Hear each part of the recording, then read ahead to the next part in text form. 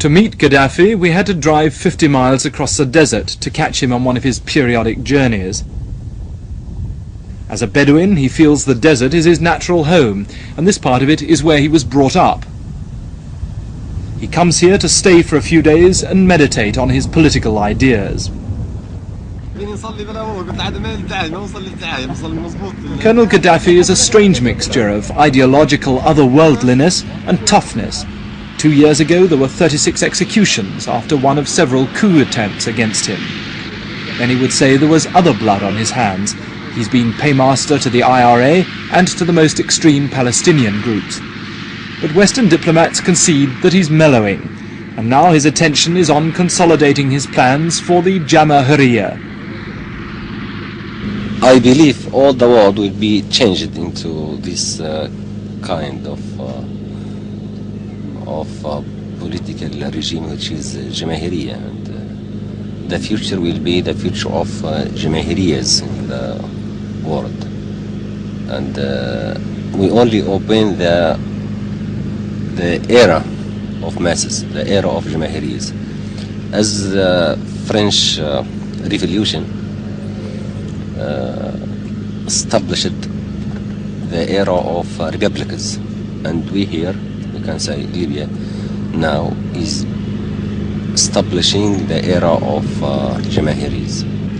Now at the end of next month there are going to be large changes, aren't there, as you move really to the next phase of the plan that you outlined in the Green Book. Can you tell me a little bit about the kind of changes that will take place then? We will establish finally the authority of the people in this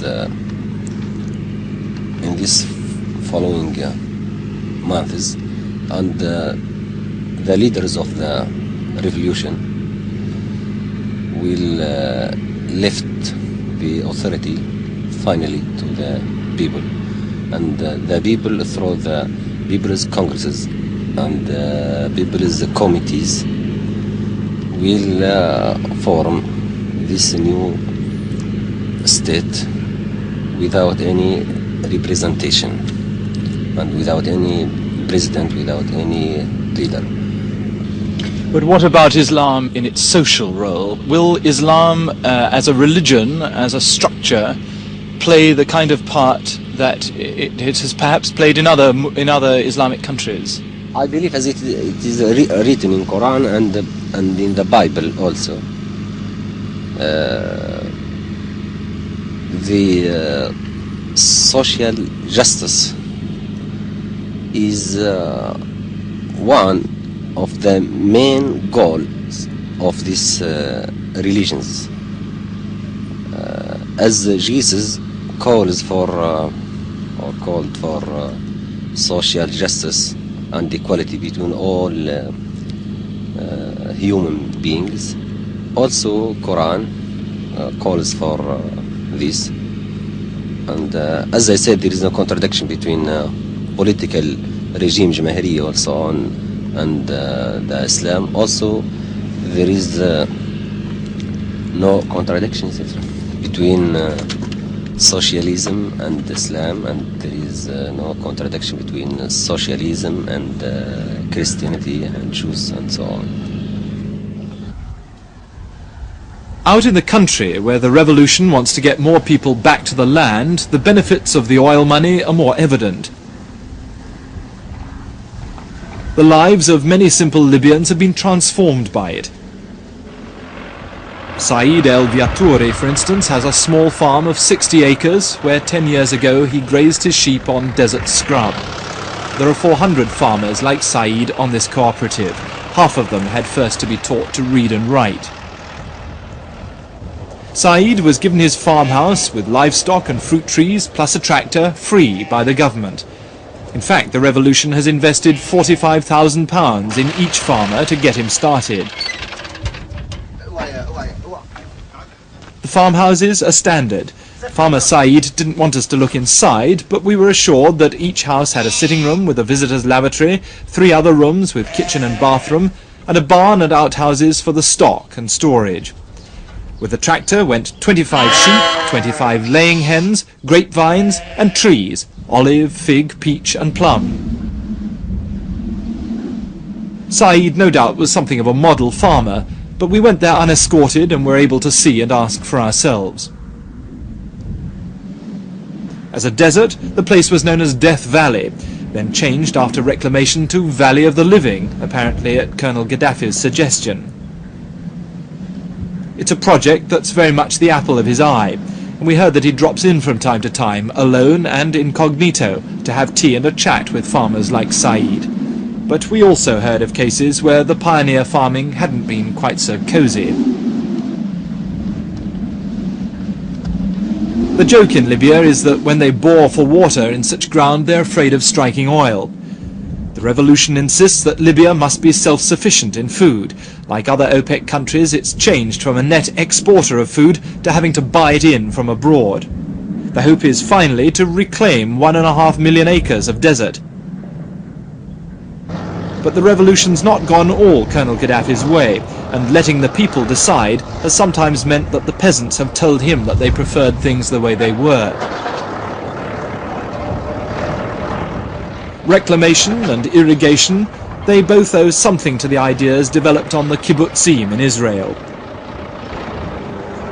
This cooperative also had a village centre with a school, a fire station and an ambulance with a small hospital and a resident doctor. It's perhaps the final irony that kibbutz farming methods should be changing a country so implacably opposed to the State of Israel. What will be your immediate reaction when Egypt and Israel do presumably sign an agreement of some sort? We already put this regime in Egypt in the blacklist, and if it happens in future, the other Arab countries, according to the Summit Conference of Baghdad, they will put Egypt in blacklist all these countries. What would be the result of that? The result of that, to show to all the world and to the Egyptians themselves,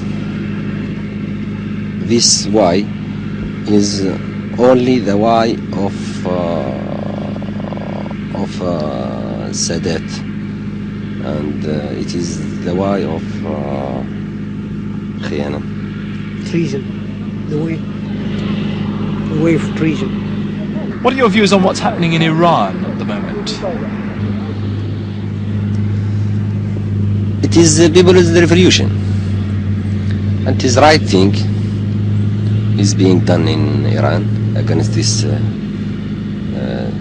dictatorial regime of Shah and this influence of USA and this backwardness in this country and this decay in the life, social life of this society. And the people's revolution is the medicine for this illness of this country. Can we now move on to Saudi Arabia? Will that country experience the same kind of upheavals that Iran has? Of course. The time will come to bring these events into Saudi Arabia and into Egypt and other countries similar to this, to Iran. When you say the time will come to bring it, does that mean that it should be done from outside, or it will be done from within the country? It will be done from the people itself, from inside Saudi Arabia, inside Egypt, as it now being done from inside the Iran, from the people itself, by the people itself, by the masses. I think Egypt is the first country will witness people's revolution by workers and students and farmers sooner than Saudi Arabia. Do you see the influence of the West, of the United States in particular, gradually disappearing in this part of the world, in the Arab world? When? Now. You mean the influence of America? Yes. Disappears now. Yes. Is it beginning to disappear now? No, the influence of America is very strong now in this area. And the influence of the Soviet Union? I don't see any influence of the Soviet Union, but I see cooperation between Soviet Union and these countries. As Libya moves into 1979, what changes do you expect to see in the program that you've been outlining? Not only Libya is being changed into 79, all the world is being changed now into this new year. And what I can say not about Libya but all the world, I wish for all the world, especially the Catholic world, must go back to the words of Jesus and the words of God and read the Bible again and again, because now they are acting against the Bible, against the words of Jesus, against the words of God. That I want, and that my wish for all the Catholic world and all the world peoples in the world in this new year. Gaddafi is a visionary, a prophet with honour really only in his own country. There, Libya's huge oil exports have made it possible to put the vision into practice. But the vision itself, the Jamahiriya, is unlikely to prove exportable.